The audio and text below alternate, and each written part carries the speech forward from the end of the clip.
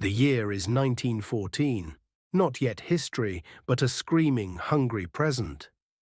This is the mud of Flanders, the torn, blasphemed earth where Europe finally chose to bury its sons. It didn't start with a roar. It began with a chill, a creeping numbness that stole the color from the landscape. Imagine it. Not the sepia-toned archive footage you know, but a world saturated in the grey-brown of stale blood and clay. Above the trenches, the sky was a permanent bruise, the air thick and metallic, a blend of cordite smoke, latrine rot, and the sick sweet smell of decay. This was the Western Front, a stagnant wound, a landscape meticulously engineered for mass death. We stand now, not in a classroom, but in a trench. Your boots sink. The water is hip-deep in places, a freezing, oily soup laced with tetanus and dysentery. Every horizon is barbed wire and splintered wood. Every sound is a threat. The rhythmic drip, drip, drip of water off a sandbag. The frantic, distant scrabble of a shovel. The wind whistling a dirge through the telephone wires. And the silence. That rare, profound silence was always the most terrifying sound of all. It was the pause before the hammer fell. It meant the artillery had stopped reloading and the bayonets were coming. This is the stage for our story. A story not of armies, but of two men lost in the hurricane. The German. Ernst, our storyteller on the German side, is Ernst Volker. He is 20 years old, a baker's apprentice from Hamburg, a dreamer of quiet, snow-dusted streets. He is a boy who signed up for glory and found only the grime of stalemate. Ernst has been in the line for 3 months, 3 centuries by the clock of his soul. His uniform is a second skin of dirt. His eyes have the haunted flatness of men who have seen too many things they can never unsee. The propaganda posters called the enemy Huns and beasts. Ernst knew them only as fleeting shapes in the fog, or as still, ruined bodies left in no man's land. He carries a rifle, a steel tool of duty, but inside his tunic, over his heart, he carries a letter from his sister, Elsa. It smells faintly of lavender and the life he used to live. The night is an inkwell into which a million flares are dropped, bursting into brief magnesium sunlight, revealing the horrific geography of the field. And then, back to the dark where fear breathes down your neck. Tonight, the line has erupted, a desperate, chaotic skirmish over a few yards of ruined ground. Machine gun fire rips the night like tearing canvas. The air is too close, too loud. Ernst is running, falling, firing blindly into the blinding, concussive noise. The orders are shouted, nonsensical in the din. Advance, hold, fix bayonets. It is pure animal terror, a stampede of mud and men. Then, as suddenly as it began, it stops. The silence returns, heavier than before, suffocating. The air is choked with the acrid stench of spent powder. The only sound is the collective, ragged breathing of the survivors and the heartbreaking sound of the wounded calling out for their mothers or for God. No Man's Land and the Discovery. Ernst is sent on a grim patrol, a salvage mission, to confirm the dead, to gather any intelligence. He climbs out, his heart a frantic drum against his ribs. The ground is a morass of craters and tangled concertina wire. He moves like a shadow, his eyes darting, his Mauser held ready. Every moment outside the trench feels like standing naked under a spotlight. He stumbles, not over wire, but over a body. He raises his rifle, his finger on the trigger, the cold, practiced instinct of a soldier. The man is still, lying face down, draped over a coil of wire. He is small, too small. Ernst flips the body over with his foot.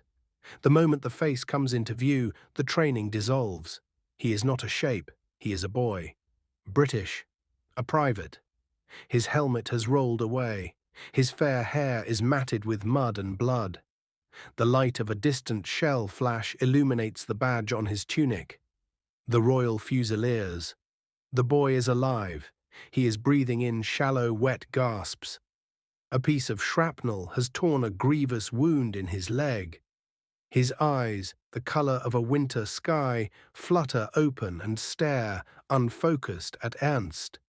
In that fleeting moment, Ernst sees not the enemy of the Kaiser, not the Tommy of the propaganda, but a reflection of his own young brother, the conflict of duty and conscience. The first immediate thought is military law, prisoner, or if too wounded, an end. A clean kill. A mercy. A duty. Ernst raises the rifle. The cold steel is intimate against his cheek. But the sight of the boy's hand, a thin, grimy hand, curled around a small, tarnished silver locket. It arrests the action. This man had a photograph, a wife, a sweetheart, a child, a life, a mirror image of Elsa's letter. If I leave him, Ernst's mind whispers, he drowns in his own blood before dawn. The rats will come if I help him. The drill sergeant's voice screams, I am a traitor. I am a deserter. I am dead. This is the moral vortex of the war, an entire continent drowning in the delusion that killing is a virtue. And here, in the filth, a single human choice, kill or save. The British boy, let us call him Thomas, though Ernst does not know his name, Thomas whispers something.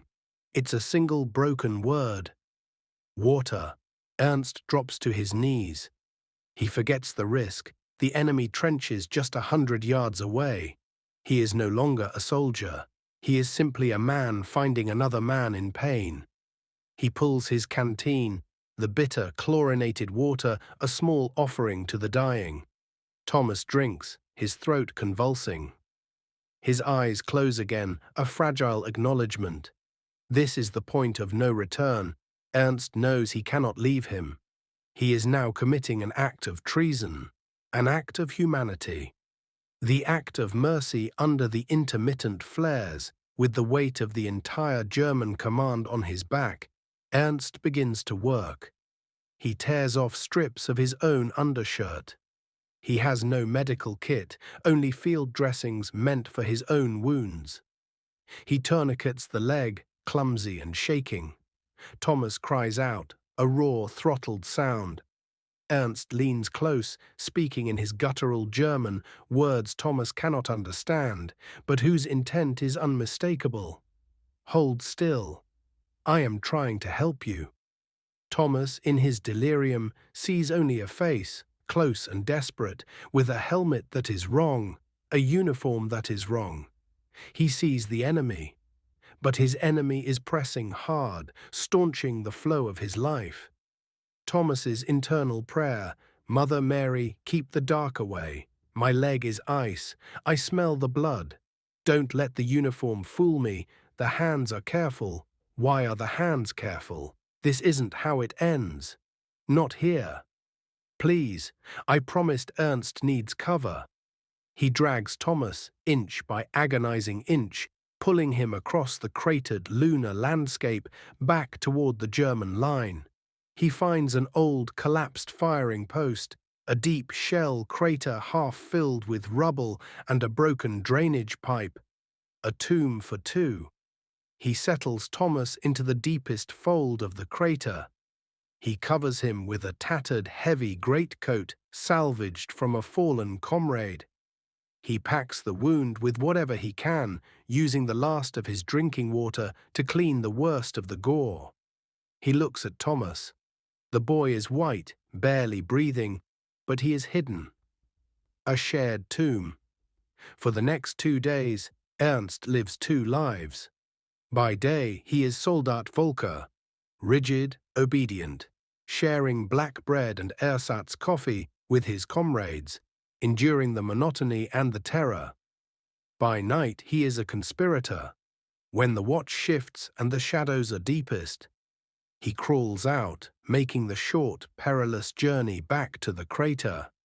He brings the barest necessities, a piece of the day's stale bread, a few sips of water, a stolen scrap of gauze. The conversations are not in words.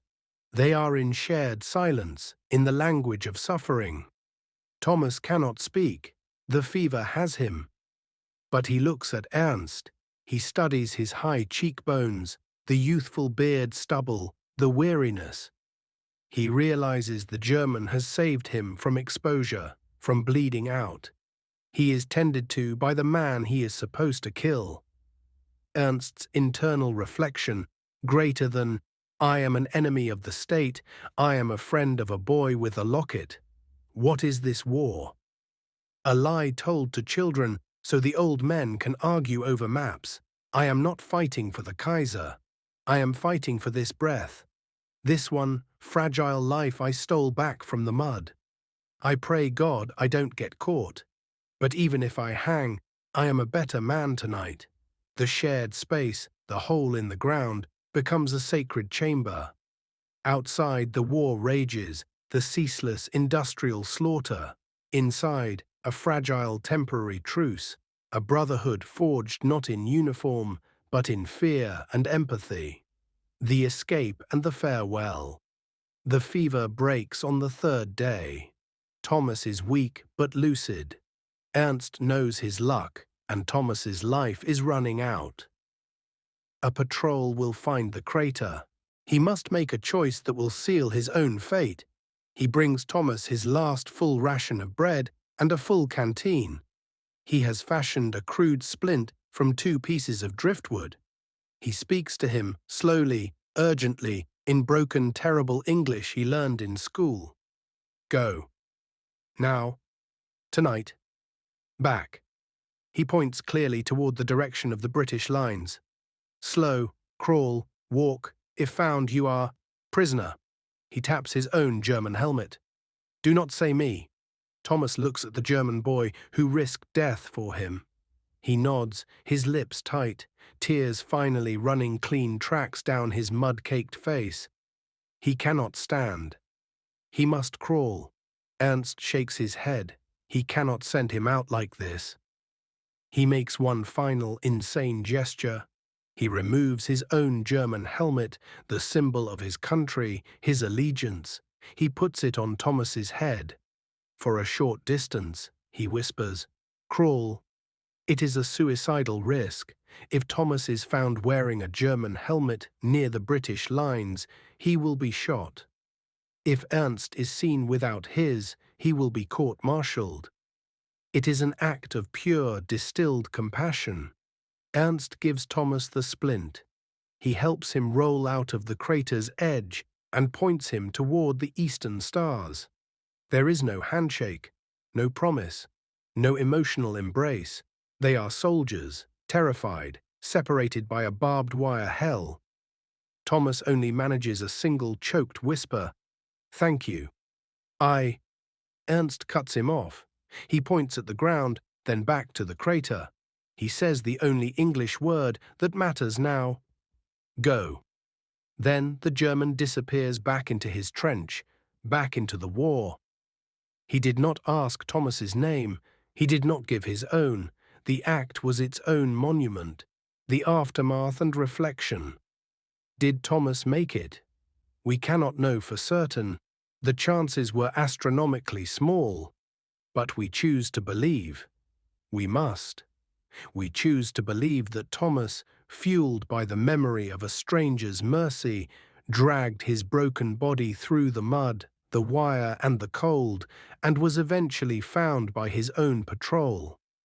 A German helmet on his head, a bullet hole in his leg, and a story too impossible to tell. Ernst Volker remained in the trenches. He was a good soldier. He fought the rest of the war. He saw the armistice, the silence that finally came, profound and absolute. He survived. He went back to Hamburg. He baked bread. He never told a soul about the British private.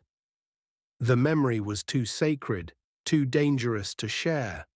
The war ended because the machine ground itself to dust. But the meaning of the war, that is found not in the treaties and the casualty lists, but in the silence of that shell crater. In a war designed to turn men into cogs, into killers, into anonymous targets, two men found the essential truth. The enemy is a role given to you. The human is what you are born. Ernst and Thomas, bound for 3 days in the earth. One German, one British. They did not end the war, but they ended it for themselves.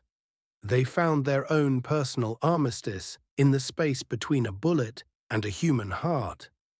And perhaps this is the only way to endure the horror.